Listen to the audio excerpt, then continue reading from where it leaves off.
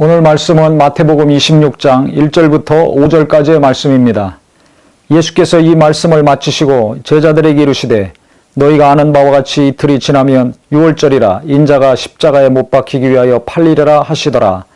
그때 대제사장들과 백성의 장로들이 가야바라 하는 대제사장의 관정에 모여 예수를 흉계로 잡아 죽이려고 의논하되 말하기를 밀란이 날까 하노니 명절에는 하지 말자 하더라.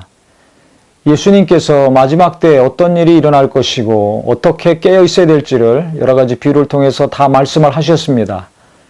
이제 마태복음 26장부터 27장, 28장까지는 예수님이 고난을 받으시고 이제 죽으시고 부활하시는 내용들이 나오게 됩니다. 26장 1절에 보면 이 말씀을 다 마치시고 제자들에게 이르시되 너희가 아는 바와 같이 이틀이 지나면 유월절이라 인자가 십자가에 못 박히기 위하여 팔리리라.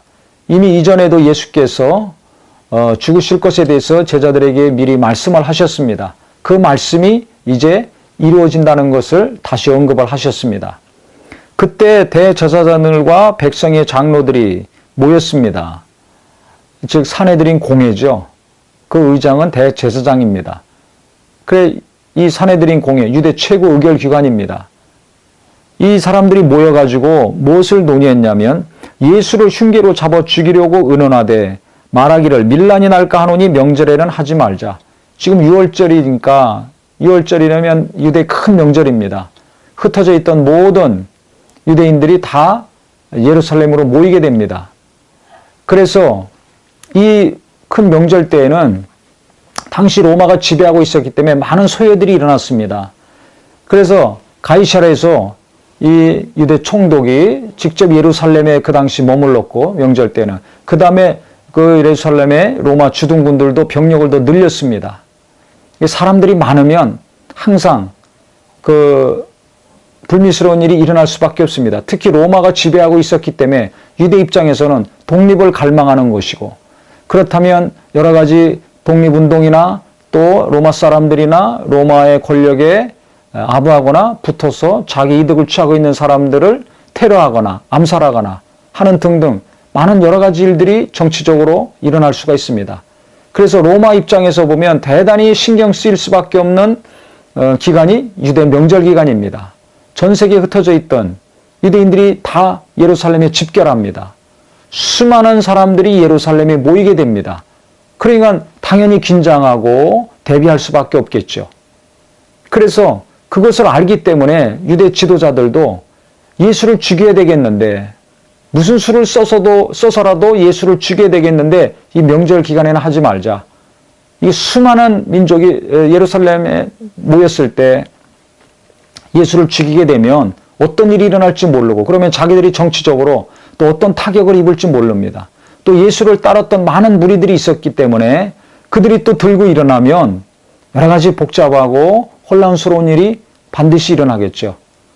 이런 여러 가지 상황들을 잘 알기 때문에 이들은 예수님을 명절 지난 다음에 해하려고 했습니다. 그런데 예수님은 언제 죽으셨습니까? 이 명절 기간 때 죽으셨죠. 우리가 이 말씀을 통해서 다시 한번 잘 알아야 될 것은 하나님은 하나님의 때에 자기 자신의 일을 정확히 하신다는 사실입니다. 그 당시 당대 최고 지혜가 있고 똑똑하고 잘났다고 하는 사람들이 모여서 머리를 맞대고 계산한 결과는 유대 명절 기간 동안에 이 유월절 기간 동안에 예수를 죽이는 일은 하지 말자. 그 수많은 자들이 모여서 결정을 하고 그렇게 논의했지만 아무 그것과 관계없이 예수님은 그때 죽으셨습니다.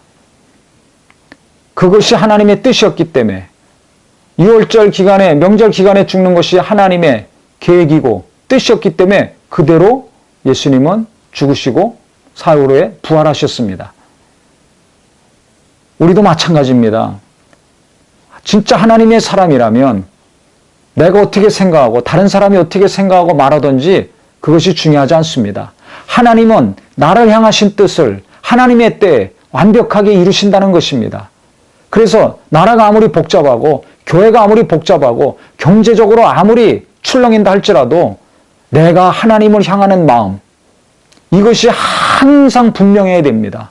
어려우면 어려울수록 힘들면 힘들수록 답답하고 깜깜하면 깜깜할수록 사람 말 듣고 이것 보고 저거 계산하면서 힘 빠지고 좌절하지 마시고, 그러면 그럴수록 더 하나님을 똑바로 보고 하나님 앞에 무릎 꿇고 하나님과 복대하는 깊은 만남이 있어야 됩니다.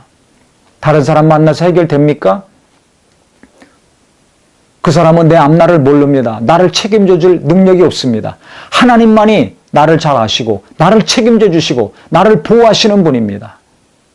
그렇기 때문에 가장 능력 있는 하나님, 전능하신 하나님, 전지하신 그분께 내가 무릎 꿇어야 될 것이고, 그분의 음성을 들으려고 하나님 말씀에 귀를 기울이고 성경 말씀에 정말 깊이 빠져 들어가야 될 것입니다.